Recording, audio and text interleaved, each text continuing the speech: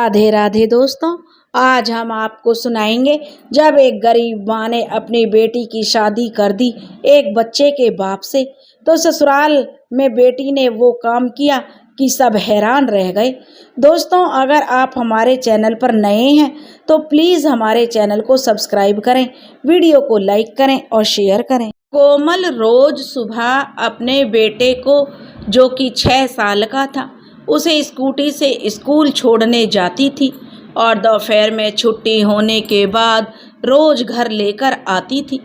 आज जैसे ही स्कूल की छुट्टी की बेल बजी तो हर बार की तरह सबसे पहले कोमल का बेटा, जो कि 6 साल का था, अपनी कक्षा से बाहर निकला।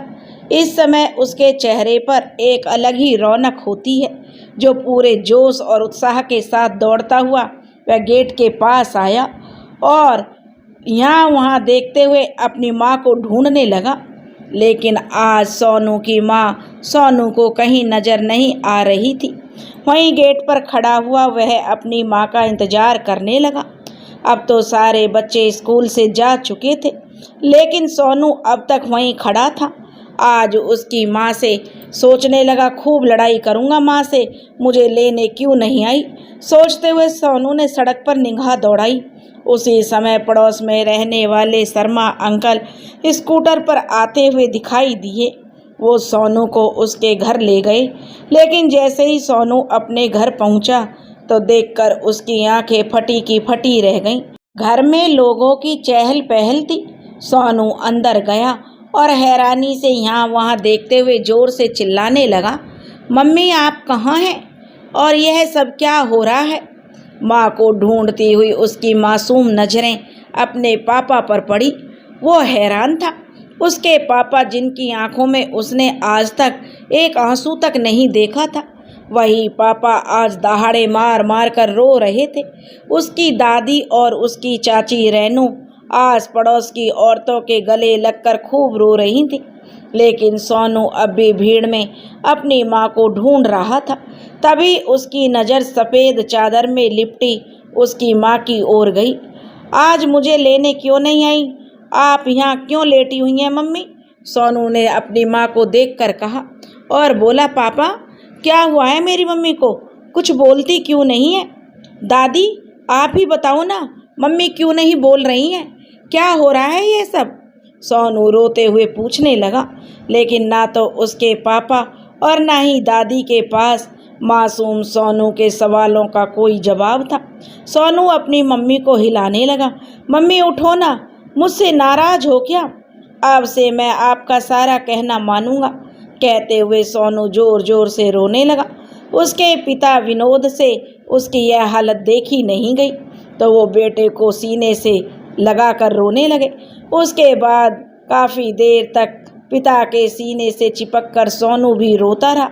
उसे यकीन नहीं हो रहा था कि उस पर इतना प्यार लुटाने वाली उसकी माँ आज उसकी चीख पुकार सुनकर भी क्यों नहीं उठी। आज सुबह की ही तो बात थी जब कोमल अपने बेटे सोनू को स्कूटर पर स्कूल छोड़ने गई थी और वहीं से बिजली का बिल भरने चली गई। लेकिन रास्ते में तेज गति से चले आ रहे एक ट्रक से उसकी टक्कर हो गई। टक्कर इतनी जोरदार थी कि कोमल उछलकर सड़क के किनारे जा गिरी। उसी समय कोमल ने दम तोड़ दिया। इधर जब परिवार के लोगों तक यह बात पहुंची तो उन पर तो जैसे दुखों का पहाड़ टूट पड़ा था। बड़ी मुश्किल से खुद को संभालते हुए विनोद ने अपनी पत्नी कोमल को अंतिम विदाई दी और जब घर लौटा तो तमाम रिश्तेदारों की उपस्थिति के बावजूद भी वह घर उसे खाली खाली सा लग रहा था। धीरे धीरे दिन बीतने लगे, लेकिन घर का माहौल ज्यों का त्यों बना रहा। एक और जहां विनोद दुख के सैलाब में डूबा हुआ था, वहीं उसका बेटा सोनू अपनी माँ के ममता भरे स्पर्श को तरस रहा था। उसका तो मानो बचपन ही उससे छिन गया था। उसकी दादी और चाची उसे हर तरह से बहलाने की कोशिश करते, लेकिन वह तो बस गुमसुम सा बैठा रहता था। बेटे के लिए विनोद ने खुद को मजबूत बनाया और किसी तरह उसे संभालने लगा। उसका खाना पीना, नहलाना धुलाना, स्कूल भेजना और पढ़ाई लिखाई सब काम अब विनोद ही करने लगा था। परंतु सोनू पढ़ाई में दिन पर दिन कमज़ोर होता जा रहा था। तो विनोद ने बेटे की पढ़ाई के लिए एक ट्यूशन टीचर को अपॉइंट कर लिया और जिसका नाम काजल था। पहले दिन जब सोनू को पढ़ाने के लिए काजल घर आई तो सोनू उससे पढ़ने के लिए तैयार नहीं हुआ। तो वो तो केवल अपनी माँ से ही पढ़ने की आदत थी उसे, लेकिन काजल ने अपने प्रयास जारी रखे और कुछ ही दिनों के भीतर ही सोनू पढ़ाई में कुछ हद तक ध्यान देने लगा था। धीरे धीरे सोनू काजल के साथ घुलने मिलने लगा था। जिस समय काजल उसे पढ़ाने आती तो वह आराम से पढ़ने बैठ जाता था, लेकिन अक्सर अपनी माँ को याद करके खींचने और चिड़चिड़ाने लगता था और जिद करने और रोने लगता था। इधर विनोद भी अंदर से पूरी तरह टूट चुका था। उन दोनों को ऐसे देखकर विनोद की माँ शांति जी बहुत चिंतित रहती थी। एक दिन उनके मन में विचार आया और उन्होंने अपने बेटे विनोद से उसकी दूसरी शादी की बात की, लेकिन विनोद ने इस बात से साफ इनकार कर दिया। आखिर अपनी पत्नी कोमल की जगह मैं किसी और को देने के बारे में सोच भी कैसे सकता हूँ। विनोद बोला तो शांति जी ने कहा, बेटा मैं तो तुम्हारी बात समझती हूँ, लेकिन इस सच से भी इनकार नहीं किया जा सकता कि इस उम्र में सोनू को माँ की ज़रूरत है और तुम्हें एक जीवन साथी की। तब विनोद बोला, लेकिन माँ इस बात की क्या गारंटी है सौतेली माँ सोनू को उतना ही प्यार करेगी जितना कोमल उससे करती थी। तब उसकी भाभी रेनू भी बोली, हाँ माँ जी, सौतेली माँ तो आखिर सौतेली ही होती है, वो कभी हमारे सोनू को एक सगी माँ की तरह प्यार नहीं करेगी। तो शांति जी ने कहा, विनोद मैं तुम्हारी शादी किसी और से नहीं बल्कि काजल से करवाना चाहती हूँ। काजल के स्वभाव से तो हम सब लोग परिचित हो चुके हैं। क्यों रेनू बहू, ठीक कहा ना मैंने? अब रेनू कुछ नहीं बोल पाई, या यूं कहें कि उसने कुछ कहना उचित नहीं समझा। माता पिता और भाई द्वारा समझाए जाने पर विनोद ने शादी के लिए हाँ कर दी। गरीब माँ बाप की बेटी काजल बहुत ही अच्छे स्वभाव की और संस्कारी लड़की थी। उसके साथ भी किस्मत ने एक अजीब खेल खेला था। माँ बाप ने बड़ी मुश्किल से उसे पढ़ा लिखा कर बड़ा किया था। 20 बरस की उम्र में एक अच्छा रिश्ता देखकर उसकी शादी कर दी थी। सोचा था कि बेटी सुखी रहेगी, लेकिन भगवान को शायद कुछ और ही मंजूर था। शादी के 5 बरस बाद भी जब काजल की गोद सूनी रही तो उसके पति ने काजल को तलाक दे दिया। उसके बाद उसने कभी शादी के बारे में नहीं सोचा, लेकिन माता पिता को अंदर ही अंदर काजल की चिंता खाई जा रही थी। आज तलाक के 1 साल बाद जब विनोद का रिश्ता काजल के लिए आया तो काजल के माता पिता खुशी से फूले नहीं समाये, परंतु काजल दूसरी शादी करना ही नहीं चाहती थी। पहले एक बांझ होने के कलंक से वो उबर नहीं पाई थी, अब ऊपर से सौतेली माँ का नाम का कलंक उसके माथे पर हमेशा लगा रहेगा। उसकी उलझन को समझते हुए उसकी माँ ने कहा, देख बेटा, हम लोग तो पेड़ की डाल पर लटके उस पके हुए फल की तरह हैं जो कब पेड़ से गिर जाए कुछ नहीं पता। तेरी शादी हो जाएगी तो तू अपने परिवार के साथ सम्मान से जी पाएगी। माता पिता की बातों में उसके लिए फिक्र झलक रही थी, तो चाहकर भी काजल उनके सामने अपनी असहमति न जता पाई। 2 दिन बाद काजल और विनोद की शादी बड़े ही सरल तरीके से करवा दी गई। शादी वाले दिन सोनू बहुत ही उत्साहित था, क्योंकि उसे बताया गया था आज उसे उसकी माँ मिल जाएगी। जब काजल विनोद के साथ दुल्हन के रूप में घर के अंदर आई तो उसने चेहरे पर घूंघट किया हुआ था। शांति जी ने सोनू से कहा, बेटा यह तुम्हारी माँ है। यह सुनकर सोनू दौड़ता हुआ आया और उसे अपनी माँ कोमल समझकर माँ माँ कहते हुए उससे लिपट गया। लेकिन घूंघट हटाकर जैसे काजल उसे प्यार जताते हुए अपनी बाहों में लेने लगी तो उसे देखते ही सोनू उससे अलग हो गया और बोला, नहीं, यह मेरी मम्मी नहीं हो सकती, यह तो काजल आंटी है। आपने तो कहा था आज मेरी मम्मी आएंगी, मेरी मम्मी कहाँ है? सोनू चिल्लाया और रोते हुए अपने कमरे में चला गया। सोनू को चुप कराने के लिए सोनू की चाची रेनू उसके पीछे पीछे जाने लगी। सोनू का रवैया देखकर काजल की आंखों में आंसू भर आए तो शांति जी बोली, बहू तुम चिंता मत करो, तुम तो जानती हो सोनू अभी तक अपनी माँ को भुला नहीं पाया है। धीरे धीरे वह तुम्हें अपना लेगा, बस उसकी बातों का बुरा मत मानना। तो काजल बोली, बिल्कुल नहीं माँ जी, मैं जल्दी ही सोनू के दिल में अपनी जगह बना लूँगी, मैं आपसे वादा करती हूँ। यह बात सुनकर शांति जी ने अपनी नई नवेली बहू को अपने गले से लगा लिया। अब उन्हें उम्मीद थी कि उनके बेटे और पोते की जिंदगी फिर से पटड़ी पर आ जाएगी। इधर सासू माँ का अपनापन देखकर काजल को भी हिम्मत मिली। परिवार के बाकी सब लोग अपने अपने कामों में व्यस्त हो गए थे, लेकिन शांति जी पूरे रस्मों रिवाज के साथ अपनी बहू का स्वागत करने लगी। इधर अपने बेटे की हालत देखकर विनोद के मन में बहुत सी बातें आ रही थी। विनोद सोच रहा था कि कैसे समझाए काजल को कि सोनू का पूरा ख्याल रखे, उसे अपनी माँ की कमी महसूस ना होने दे। साथ ही विनोद के मन में यह भी डर था कि कहीं काजल उसकी बातों का बुरा ना मान जाए।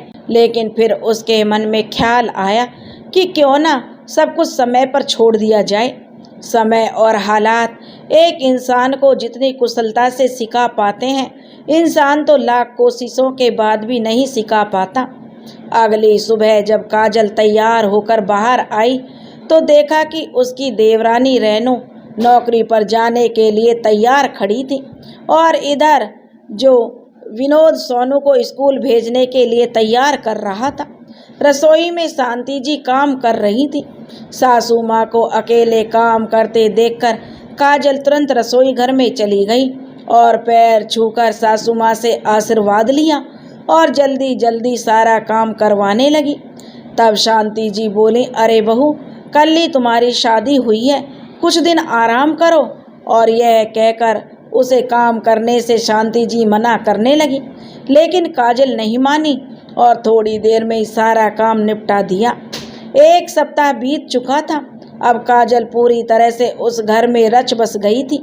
विनोद और काजल भी एक दूसरे को समझने लगे थे, परंतु सोनू का मन अभी तक काजल को मां मानने को तैयार नहीं था।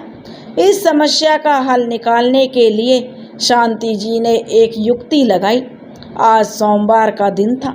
स्कूल जाने के लिए सोनू उठ चुका था, लेकिन तैयार होने के लिए उसे किसी की मदद की जरूरत थी। बारी बारी से वो सभी कमरों में झांक रहा था। ना तो उसे कहीं दादी दिखाई दी और ना ही उसके पापा और उसकी चाची अब तक नौकरी पर जा चुकी थी। केवल काजल ही रसोई में खड़ी थी और सोनू का मनपसंद नाश्ता तैयार करके उसे टिफिन में पैक किया और अपने कमरे में चली गई। बेड पर चादर बिछाते हुए उसे महसूस हुआ कि दरवाजे पर कोई खड़ा है। काजल ने मुड़कर देखा तो पीछे स्कूल ड्रेस पहने हुए सोनू खड़ा था, अपने छोटे छोटे हाथों में टाई बेल्ट और जूते लिए। काजल बोली, अरे सोनू, आओ ना, वहाँ क्यों रुक गए? सोनू चुपचाप अंदर आ गया। काजल समझ रही थी कि घर में किसी को ना पाकर वह तैयार होने के लिए उसके पास आया है, लेकिन वह चाहती थी कि सोनू उससे यह बात खुद कहे, इसलिए वापस बिस्तर ठीक करने लगी। लेकिन सोनू चुपचाप वहीं खड़ा रहा। तो आखिरकार काजल ने ही पूछा, सोनू, किस काम से आए थे तुम? तो सोनू बोला, आंटी, दादी कहाँ गई हैं? पापा भी नहीं है, क्या आप मुझे तैयार कर दोगे? सोनू ने झिझकते हुए कहा। तो काजल मुस्कुराते हुए बोली, अरे तो अब तक बोले क्यों नहीं? आओ, मैं तुम्हें झट से तैयार कर देती हूँ। सोनू को बेंच पर बिठाते हुए काजल ने कहा और बड़े प्यार से उसे तैयार करने लगी। जूते पहनाते हुए काजल का ध्यान सोनू के घुटने पर गया और बोली, अरे सोनू, तुम्हें यहाँ चोट लगी है, रुको, मैं अभी यहाँ पर बैंडेड लगा देती हूँ। कहते हुए काजल ने अपने ड्रॉयर से एक बैंडेड निकाला और सोनू के घुटने पर लगा दिया। फिर उसके बाल बनाकर पूरी तरह तैयार कर दिया और उसके भोले भाले मासूम चेहरे पर एक किस दे दिया। काजल का अपनापन पाकर सोनू मन ही मन खुश हो गया। उसके चेहरे पर मुस्कुराहट आ गई परंतु उसने कुछ कहा नहीं। उसी समय शांति जी और विनोद भी घर वापस आ गए। पापा दादी, सोनू कहने लगा, आप लोग कहाँ गए थे? मैं आपको कब से ढूंढ रहा था। तो विनोद बोला, अरे हम लोग तो सुबह सुबह सैर करने के लिए पार्क गए थे, लेकिन देखो तुम तो बहुत अच्छे से तैयार हो गए हो। किसने तैयार किया तुम्हें? जानबूझकर विनोद ने सोनू से सवाल पूछा। तो सोनू बोला, आंटी ने। कहते हुए सोनू के चेहरे पर एक प्यारी सी मुस्कान दौड़ आई। सोनू का मुस्कुराता चेहरा देखकर विनोद को भी कुछ राहत महसूस हुई। अब तो रोज ही ऐसा होने लगा। सोनू हर रोज अपनी यूनिफॉर्म और जूते उठाकर काजल के पास ले जाता और काजल उसे बड़े प्यार से तैयार करती और फिर उसके गोल मटोल गालों को चूम लेती। स्कूल से घर लौटकर सोनू काजल को स्कूल की सारी बातें बताता, फिर उसके पास बैठकर होमवर्क करता। सोनू के चेहरे की मुस्कुराहट जो कहीं दूर चली गई थी, अब वापस आने लगी थी। स्कूल में अपने सहपाठियों के साथ भी वह पहले की तरह मस्ती करने लगा था। परिवार के सब लोग भी उसमें आए हुए बदलाव को देखकर सकून महसूस कर रहे थे। सोनू की क्लास टीचर ने भी क्लास टेस्ट में अच्छे मार्क्स आने पर उसे चॉकलेट दी। तो घर आकर उसने अपनी नई आंटी और दादी को खुशी खुशी सारी बात बताई। शांति जी को अपनी बहू काजल पर आज बहुत गर्व महसूस हो रहा था। अब सोनू पढ़ाई को लेकर और भी सजग हो गया था। शाम हुई तो सोनू जल्दी से अपना बैग लेकर आ गया और बोला, आंटी पढ़ाओ ना। तो काजल ने उसे देखकर मुंह बना लिया और कोई जवाब नहीं दिया। सोनू फिर से बोला, पढ़ाओ ना आंटी। तो काजल बोली, नहीं, मैं आपको अब नहीं पढ़ाऊंगी। काजल के मुंह से यह बात सुनते ही शांति जी हैरान रह गईं। विनोद भी अपने ऑफिस से अभी अभी लौटा था, तो काजल का ऐसा व्यवहार देखकर वह भी चौंक गया। वहीं पास में बैठी हुई सोनू की चाची रेनू मन ही मन बोली, आ गई अपनी असलियत पर, आखिर है तो सौतेली ही। फिर काजल सोनू की ओर तिरछी नज़रों से देखते हुए बोली, अगर मुझसे पढ़ना है तो मेरी एक बात माननी होगी, बोलो मानोगे? तो सोनू ने उदास चेहरे से हाँ में सिर हिला दिया। तब काजल बोली, तो ठीक है, आज तुम्हें मुझसे प्रॉमिस करना होगा, आज के बाद तुम मुझे आंटी कहकर नहीं बुलाओगे। तो सोनू ने सवाल किया, तो फिर मैं क्या कहकर बुलाऊंगा अब से आपको? तब काजल कहने लगी, अब से आप मुझे मम्मी कहकर बुलाओगे। काजल ने सोनू के गालों को प्यार से सहलाते हुए कहा। तो सोनू दीवार पर लगी अपनी माँ की कोमल की तस्वीर की ओर देखते हुए बोला, लेकिन मेरी मम्मी तो वो हैं और पापा कहते हैं कि वो भगवान जी के पास चली गई हैं।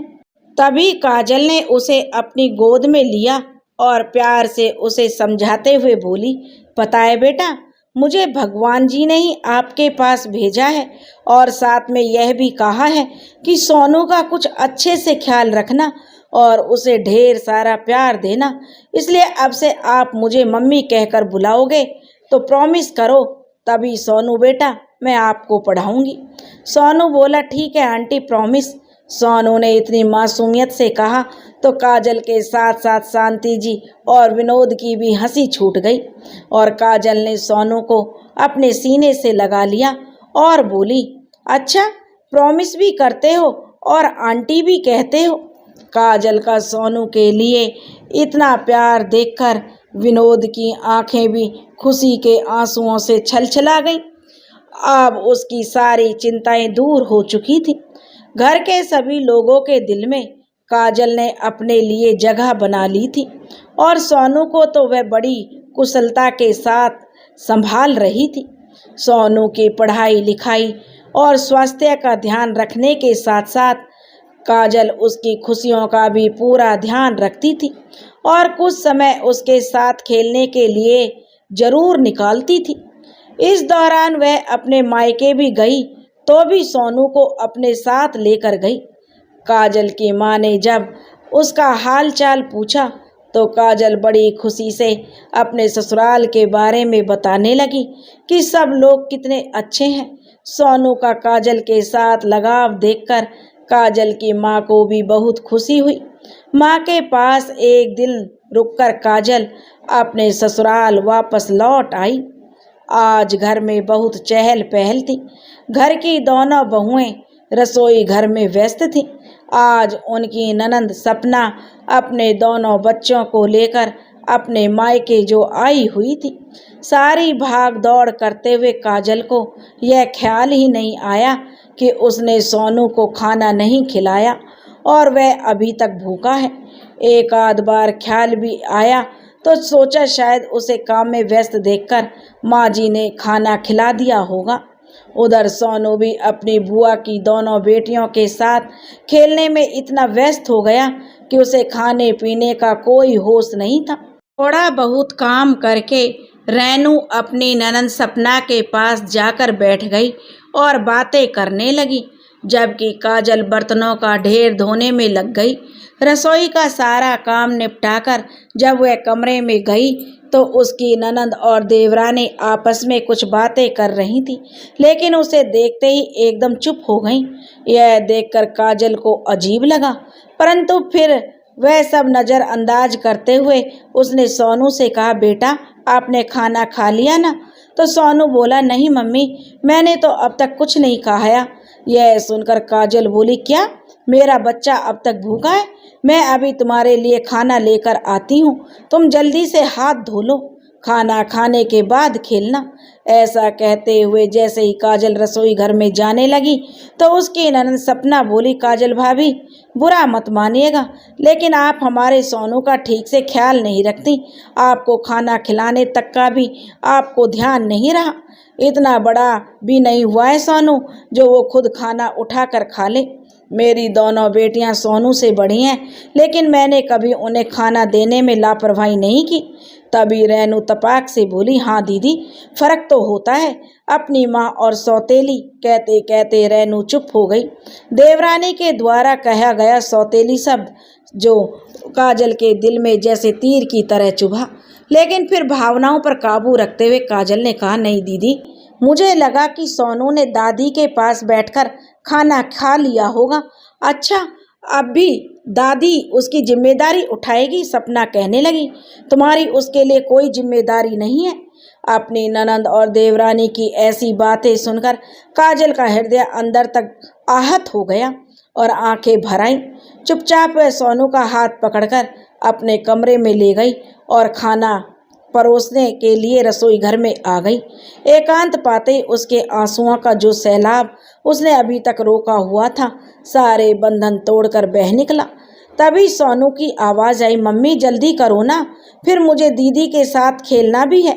सोनू की आवाज़ सुनकर काजल ने अपनी साड़ी के पल्लू से अपने आंसू पोंछे और फिर जल्दी जल्दी प्लेट में खाना डालने लगी। काजल जानती थी उसकी देवरानी और ननंद उसके खिलाफ साजिश रच रही हैं। उसकी सासू माँ को भड़काने की कोशिश कर रही थी। वह दिखाना चाहती थी कि काजल सोनू के प्रति कितनी लापरवाही बरत रही है, परंतु इतना सुनने के बाद भी काजल अपने ननंद के सामने कुछ बोल नहीं सकती थी। उसे तो बस अपने चेहरे पर मुस्कान कायम रखते हुए सबकी सेवा ही करनी थी, परंतु ननंद और देवरानी का हर एक शब्द उसे अंदर तक घायल कर रहा था। अचानक काजल के कानों में अपनी सासू माँ की आवाज़ पड़ी, शर्म आनी चाहिए तुम लोगों को, तुम्हें पता भी है काजल बहू हमारे सोनू का कितना ध्यान रखती है। अरे एक पल के लिए तू अपनी बेटियों के लिए लापरवाह हो सकती है सपना, लेकिन मेरी काजल नहीं। और तू तो आज ही आई है, फिर इतनी देर में तूने उसकी ऐसी कौन सी लापरवाही देख ली जो मुझे आज तक नज़र नहीं आई। और रेनू बहू, तुम तो इसी घर में रहती हो ना, और देखती भी हो कि दिन भर तुम्हारी जेठानी घर का सारा काम करते हुए भी कितनी कुशलता से सोनू को संभालती है। ना जाने तुम्हारी काजल से ऐसी कौन सी दुश्मनाई है कि हमेशा उसकी ममता पर सवाल उठाती रहती हो। लेकिन माँ जी, रेनू कहने लगी, मैंने गलत क्या कहा? तो शांति जी बोली, बस बहू, बड़ी मुश्किल से हमारे सोनू को ममता की छाया मिली है। अब ऐसी बेहुदा बातें करके घर का माहौल खराब करने की ज़रूरत नहीं है। सासू माँ की बातें सुनकर काजल को मन ही मन बहुत खुशी महसूस हुई। इससे ज़्यादा तो वह कुछ सुनना भी नहीं चाहती थी। सोनू के लिए खाना लेकर वह अपने कमरे में चली गई और बड़े ही प्रसन्न मन के साथ उसे खिलाने लगी। अपनी सासू माँ के लिए उसके मन में सम्मान और अधिक बढ़ गया था। सपना अपने पति और बच्चों के साथ 2 दिन अपने मायके में रही और इस दौरान काजल ने उन लोगों की सेवा सत्कार करने में कोई कमी नहीं रखी और ऐसा व्यवहार किया जैसे कुछ हुआ ही नहीं था। जाते हुए सपना के मुंह से भी काजल के लिए तारीफ भरे शब्द ही निकल रहे थे। काजल और विनोद की शादी को 20 दिन बीत चुके थे, लेकिन वह अभी तक कहीं घूमने नहीं गए थे। तो शांति जी ने अपने दोनों बहू बेटों को अपने पास बुलाया और कहा, बेटा, मुझे पता है तुम दोनों पर सोनू की जिम्मेदारी है, लेकिन अपनी ज़िंदगी को भी नज़रअंदाज मत करो। मैं चाहती हूँ तुम लोग कुछ दिनों के लिए कहीं घूम कर आओ। सोनू को मैं संभाल लूँगी। शांति जी की बात सुनकर विनोद सोच में पड़ गया कि आखिर सोनू को छोड़कर हम घूमने कैसे चले जाएं, और अगर मैं मना करता हूँ तो कहीं काजल को बुरा ना लग जाए। दरवाजे पर खड़ा सोनू भी यह बातें सुन रहा था, तो झट से बोला, नहीं, मैं भी जाऊंगा मम्मी पापा के साथ। तभी काजल सोनू को गोद में उठाते हुए बोली, नहीं माँ जी, हमारी ज़िंदगी तो अब सोनू ही है। उसके बिना कहीं घूमने जाने के बारे में तो मैं सोच भी नहीं सकती। और वैसे भी सोनू के एग्ज़ाम शुरू होने वाले हैं, उसे मेरी ज़रूरत है। अगर उसकी पढ़ाई पर ध्यान नहीं दिया गया तो परेशानी हो जाएगी। उसके एग्ज़ाम ख़त्म होने के बाद हम लोग घूमने चले जाएंगे सोनू को साथ लेकर। काजल ने इतनी समझदारी से यह बात कही कि विनोद तो बस हैरानी से उसकी ओर देखता रहा। फिर सोनू बोला, मम्मी, आप बहुत अच्छी हैं, लेकिन एक बात बताओ मम्मी, ये सौतेली क्या होता है? क्या आप सौतेली माँ हैं? सोनू ने कहा तो काजल के दिल को जैसे कोई झटका सा लगा। तभी शांति जी गुस्से में बोली, सोनू बेटा, यह तुमसे किसने कहा? कहाँ से सीख कर आते हो ये सब बातें? तो सोनू मासूमियत से बोला, दादी, वो चाची ने बताया था कि मेरी माँ सौतेली है, तो मैंने पूछ लिया कि सौतेली क्या होता है। तो शांति जी कहने लगी, सौतेली माँ वह होती है जो हमारी असली मम्मी नहीं होती, हमारा ख्याल नहीं रखती, हमसे प्यार नहीं करती। लेकिन सोनू बोला, दादी, मेरी मम्मी तो सौतेली नहीं है ना। तभी शांति जी बोली, नहीं बेटा, तेरी मम्मी सौतेली कैसे हो सकती है? अपनी मम्मी के सौतेली ना होने की बात सुनकर सोनू के भीतर चल रहे एक द्वंद्व को जैसे शांति मिल गई और खुशी से बोला, हाँ दादी, वह तो मेरा बहुत ख्याल रखती है, मुझे बहुत प्यार करती है। तो शांति जी ने कहा, अब तुम ही सोचो, इतनी अच्छी मम्मी सौतेली कैसे हो सकती है? और अगर आगे से कोई तुम्हारे सामने तुम्हारी माँ को सौतेली बोले तो उनसे कह देना कि मेरी माँ सौतेली नहीं, बहुत अच्छी है। इधर इन सब बातों में काजल की आंखों से आंसुओं की 2 बूंदें उसके गालों पर लुढ़क आईं और मन ही मन बोली, सौतेली माँ, इस कलंक से न जाने कब पीछा छूटेगा मेरा। सोनू के जाने के बाद शांति जी बोली, मैं अभी रेनू बहू की खबर लेती हूँ। हिम्मत कैसे हुई उसकी इतने छोटे बच्चे को यह सब सिखाने की? तो काजल बोली, नहीं माँ जी, रहने दीजिए, बिना मतलब का घर में बखेड़ा खड़ा हो जाएगा। वक्त के साथ साथ सब कुछ ठीक हो जाएगा। कुछ ही दिन बीते कि एक शाम को शांति जी की 2 सहेलियां उनसे मिलने के लिए आईं। काजल उस समय अपने बेटे सोनू को होमवर्क करवा रही थी और उसकी देवरानी अपने कमरे में आराम कर रही थी।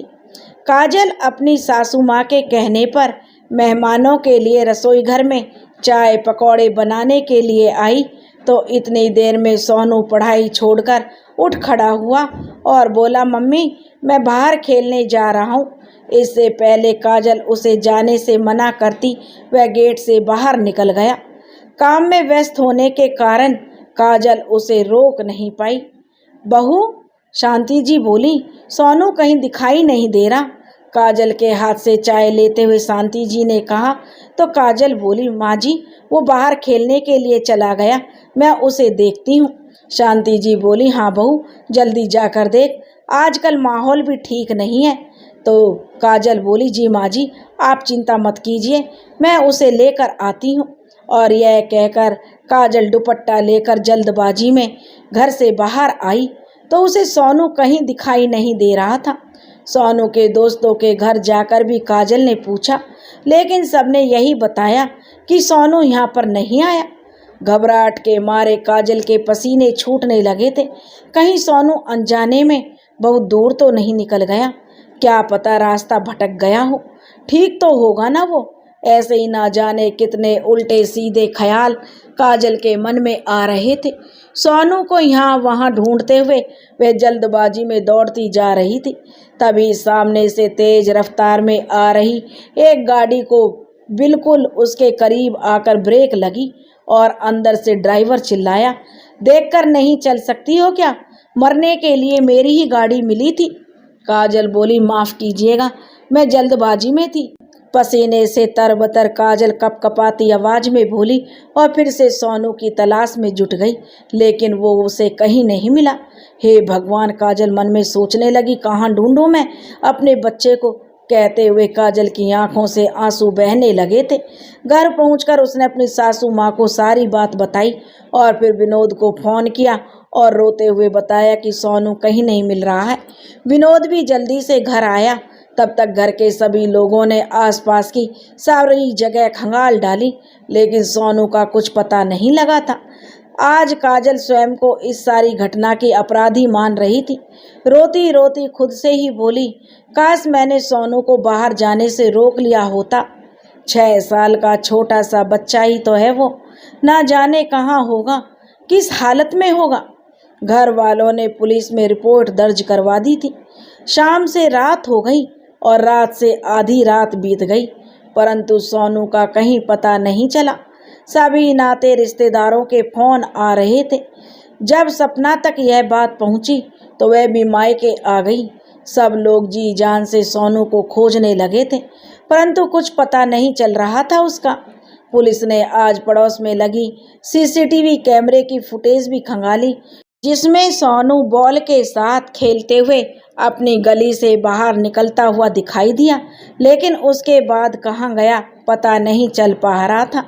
इधर घबराहट के कारण शांति जी की तबीयत खराब होने लगी थी। काजल जल्दी से रसोई घर में गई और सासू माँ के लिए पानी लेकर आई और जैसे ही उनकी ओर गिलास बढ़ाया तो शांति जी ने गुस्से भरी निगाह से उसे देखते हुए पानी का गिलास एक झटके से हाथ मारकर नीचे गिरा दिया। सासू माँ के बदले रवैया ने काजल को अंदर तक हिला कर रख दिया। फिर उसका ध्यान घर के बाकी लोगों की ओर गया। सबकी घूरती हुई नजरें बहुत कुछ बयान कर रही थी। अचानक ख्याल आया कि विनोद ने भी तो अब तक उससे कोई बात नहीं की थी। वह हैरान थी यह देखकर कि अब तक जो ससुराल वाले उस पर इतना प्यार लुटा रहे थे, वही लोग आज एकदम पराये हो चुके थे। तभी काजल के कानों में आवाज पड़ी, मैंने तो आप सब लोगों को पहले ही कहा था कि बच्चे के लिए सौतेली माँ मत लेकर आओ, लेकिन सुनी कहाँ आप लोगों ने मेरी। देख लिया ना अंजाम। यह आवाज काजल की देवरानी रेनू की थी, जो स्पष्ट रूप से काजल को गुनाहों के कटघरे में खड़ा कर रही थी।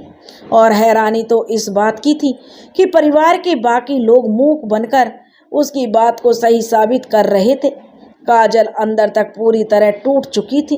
अपने कमरे में आकर वह फूट फूट कर रोने लगी और मन ही मन भगवान से प्रार्थना करते हुए बोली, हे भगवान, मेरे बच्चे की रक्षा करना। अगर उसे कुछ हो गया तो मैं भी मर ही जाऊंगी, मैं उसके बिना नहीं जी सकती। पुलिस की तफ्तीश करते हुए सोनू को ढूंढने की हर संभव प्रयास कर रही थी। दोपहर के समय फोन की घंटी बजी। फोन किसी अनजान नंबर से आया था। सभी लोगों को इंतजार था, अगर किसी ने बच्चे को किडनैप किया है तो फोन जरूर करेगा। सब लोग बुरी तरह से घबराए हुए थे। अभी विनोद फोन उठाने ही लगा था, तभी जल्दी से कमरे से बाहर आकर काजल ने फोन उठा लिया तो दूसरी ओर से आवाज आई, तुम्हारा बच्चा सोनू मेरे पास है, अगर उसकी सलामती चाहते हो तो 25 लाख रुपए तैयार रखना। इतना सुनते ही काजल चिल्लाई, मेरे बच्चे को कुछ मत करना, तुम्हें जो कुछ भी चाहिए वह सब मिल जाएगा, बस मेरे बच्चे को छोड़ दो। कहते हुए काजल फूट फूट कर रो पड़ी। तभी विनोद ने उसके हाथ से फोन छीन लिया और बोला, सुनो मिस्टर, तुम जो कोई भी हो, अगर मेरे बच्चे को कोई भी नुकसान पहुंचाया तो अच्छा नहीं होगा। विनोद के इतना बोलते ही दूसरी ओर से फोन कट गया गुस्से में विनोद ने भी फोन पटक दिया।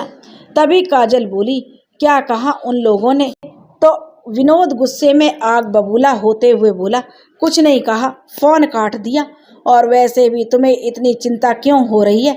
बच्चा मेरा है, मैं कैसे भी करके उसे ढूंढ लाऊंगा। इतने सुनते ही काजल का दिल दहल उठा। क्या कहा आपने? काजल कहने लगी, आपका बच्चा? क्या वह मेरा कुछ नहीं लगता? रोते हुए काजल विनोद से कहने लगी। यह सवाल विनोद बोला, तुम खुद से पूछो। गुस्से में कहते हुए विनोद बाहर की ओर निकल गया और काजल जैसे शून्य सी खड़ी रह गई। तभी काजल को ख्याल आया, जब किडनैपर का फोन आया था उस समय पीछे से एम्बुलेंस के सायरन की आवाज़ आ रही थी और थोड़ी देर बाद उसी सायरन की आवाज़ उसे अपने घर के बाहर से सुनाई दी। सोचते ही काजल के रोंगटे खड़े हो गए।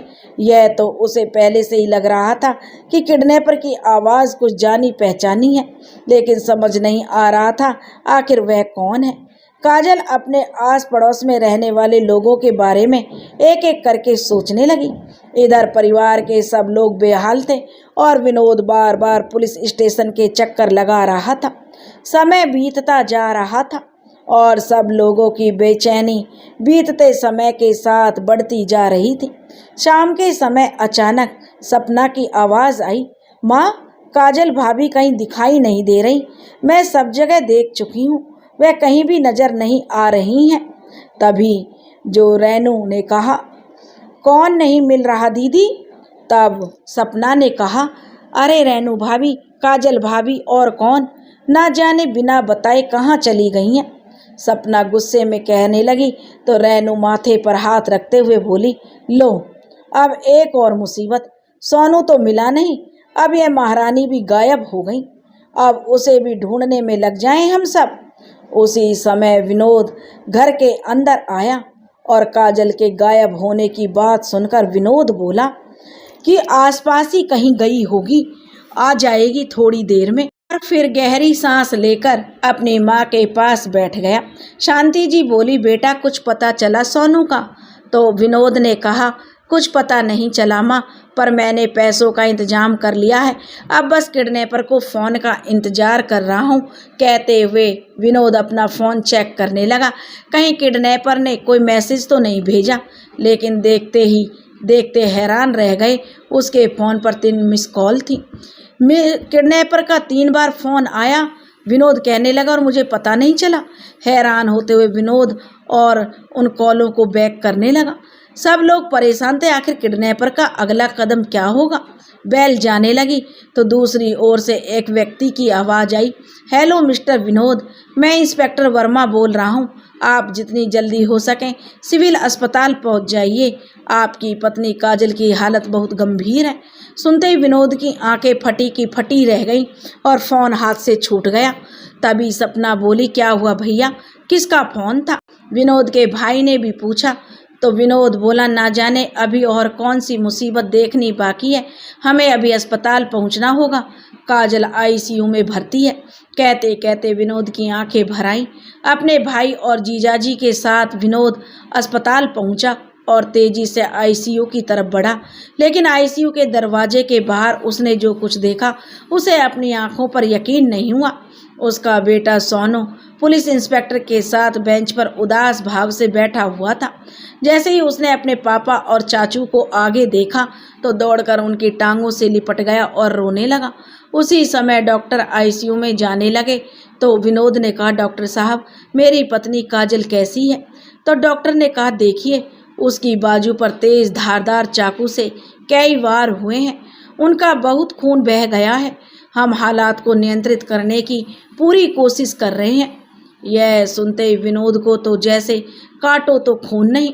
तभी इंस्पेक्टर साहब उनके पास आए और बोले, मिस्टर विनोद, आज आपका बेटा आपके सामने सही सलामत खड़ा है तो सिर्फ आपकी पत्नी काजल के कारण। आप नहीं जानते किस तरह अपनी जान पर खेलकर उन्होंने सोनू की जान बचाई है। विनोद बोला हैरानी से, क्या? तो इंस्पेक्टर ने उसे सारी बात बताई। दरअसल फ़ोन पर किडनैपर की जो आवाज़ काजल ने सुनी थी वह उसे जानी पहचानी लग रही थी। दिमाग पर जोर डाला तो उसे दूसरी गली के किराने की छोटी सी दुकान चलाने वाले किशोर पर शक हुआ। दुकान के ऊपर ही एक छोटा सा कमरा बना हुआ था जिसमें वह रहा करता था। सोनू अक्सर उसके साथ उसकी दुकान से टॉफ़ी चॉकलेट खरीदकर लाया करता था। काजल ने इस बारे में बताने के लिए विनोद को फ़ोन किया, लेकिन नाराज़गी के कारण विनोद ने फ़ोन नहीं उठाया। परंतु काजल चुपचाप बैठने वालों में से नहीं थी। वह अपनी सासू माँ के पास गई और बताया कि उसे पड़ोस में रहने वाले किशोर पर शक है। तो उसी समय पास बैठी रेनू बोली, वैसे भाभी एक बात कहूँ, मुझे तो आप पर शक हो रहा है। कहीं पैसों के चक्कर में आपने ही सोनू को स्वयं पर इतना घिनौना आरोप लगाते देखकर काजल अंदर तक सिहर उठी थी। उसके पैर लड़खड़ाने लगे थे।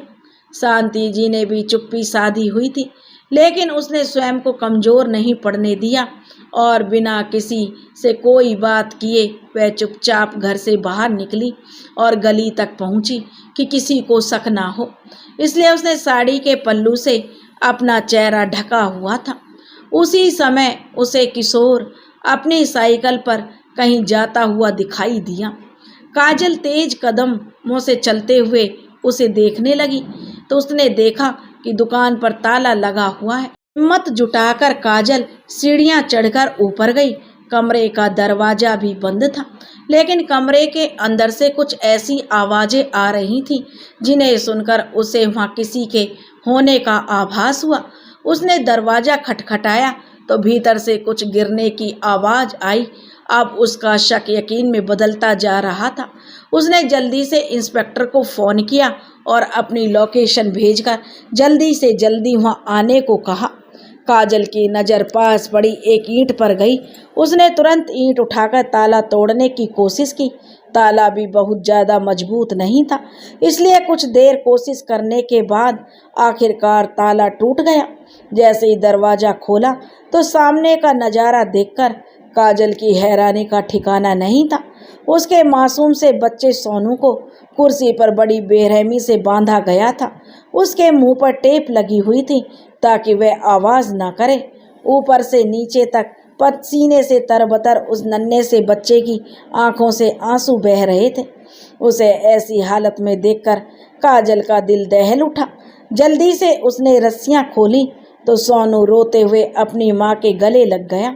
जल्दी से सोनू को गोद में उठाकर काजल ने जैसे ही वो दरवाजे की तरफ भागने लगी, तभी सामने किशोर को खड़े देखकर उसके हाथ पांव फूल गए। उसे देखते ही सोनू अपनी माँ से कसकर चिपक गया। फिर किशोर बोला कि बच्चे को यहीं छोड़ दे, नहीं तो अच्छा नहीं होगा। यह सुनकर काजल जोर से चिल्लाई, तुम इंसान हो या हैवान? क्या दुश्मनाई है इस छोटे से बच्चे से तुम्हारी? मुझे तो सिर्फ पैसे से मतलब है, किशोर कहने लगा। पैसे ले आओ और बच्चे को ले जाओ। जब जेब से किशोर ने तेजधार चाकू निकाल लिया और काजल ने सोनू को अपनी गोद से नीचे उतारा और उसके सामने ढाल बनकर खड़ी हो गई। ना जाने उसमें कहाँ से इतना साहस आ गया कि उसने लपक कर किशोर का हाथ पकड़ लिया और सोनू को वहाँ से तुरंत भाग जाने को कहा। सोनू अपनी माँ को छोड़कर जाना नहीं चाहता था। वो जोर जोर से रोने लगा, लेकिन काजल ने फिर से चिल्लाकर बोला कि सोनू बेटा जल्दी भागो और दादी के पास जाने को कहा। तो सोनू बिना देर किए भागकर सीढ़ियों तक पहुंचा। उसी समय इंस्पेक्टर वर्मा अपने साथी पुलिस वालों के साथ वहां पहुंच गए। सोनू को दरवाजे के बाहर खड़ा करके कमरे के अंदर गए तो देखा किशोर काजल पर तेजधार चाकू से वार कर रहा था और काजल की बाजू से खून बह रहा था।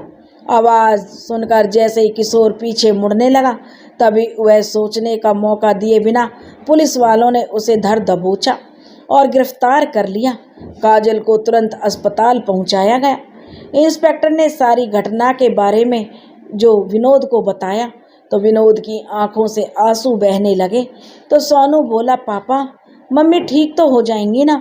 फिर से मेरी मम्मी को भगवान जी तो नहीं ले जाएंगे ना? मासूम के मुंह से यह बातें सुनकर विनोद ने जो बच्चे को सीने से लगा लिया और बोला, मम्मी बिल्कुल ठीक हो जाएगी सोनू बेटा, तुम चिंता मत करो। और उसी समय डॉक्टर आईसीयू से बाहर आए और बोले, मिस्टर विनोद अब आपकी पत्नी खतरे से बाहर है। यह सुनकर विनोद की सांस में सांस आई और थोड़ी देर में काजल को प्राइवेट रूम में शिफ्ट कर दिया गया। उधर सोनू के चाचा ने घर पर फोन करके सारी बातें घर पर बता दी, जिसे सुनकर शांति जी और रेनू और सपना के साथ जल्दी से अस्पताल पहुंची। जब वे लोग काजल के पास गए तो देखा सोनू अपनी माँ के साथ चिपक कर लेटा हुआ था और बड़े सुकून से सो रहा था। शांति जी ने भरी आंखों से कहा, बहू, तुम्हारी निस्वार्थ सेवा और प्रेम के बावजूद भी हम लोग तुम्हें नहीं समझ पाए और मुसीबत के समय तुमसे नजरें फेर ली। तो रेनू बोली, नहीं माँ जी, भाभी की सबसे बड़ी अपराधी तो मैं हूँ, जिसने हमेशा एक माँ की ममता पर सवाल उठाया, हमेशा सौतेली कहकर उन्हें अपमानित किया। मुझे माफ़ कर दो भाभी। कहते हुए रेनू की आंखों में आंसुओं की बूंदें निकलकर काजल की बाजुओं पर आ गिरी। तो काजल बोली, रेनू, जो हो गया उसे बुरा सपना समझकर भूल जाओ और माँ जी, आप मुझसे माफ़ी मांगकर मुझे शर्मिंदा ना करें। अभी यह सब बातें चली रही थी, तभी काजल की दवाइयाँ लेकर विनोद कमरे में आया और किसी छोटे बच्चे की तरह दोनों हाथों से अपने कान पकड़कर खड़ा हो गया और उसे देखते ही काजल की हंसी छूट गई और उसके साथ ही पूरा कमरा हंसी के ठहाकों से गूंज उठा। आज सबके दिलों पर पड़ी ब्रह्मरूपी मैल की जो पूरी तरह से साफ हो चुकी थी। दोस्तों, अगर आपको यह कहानी पसंद आई हो तो प्लीज़ हमारे चैनल को सब्सक्राइब करें, वीडियो को लाइक करें और शेयर करें। राधे राधे।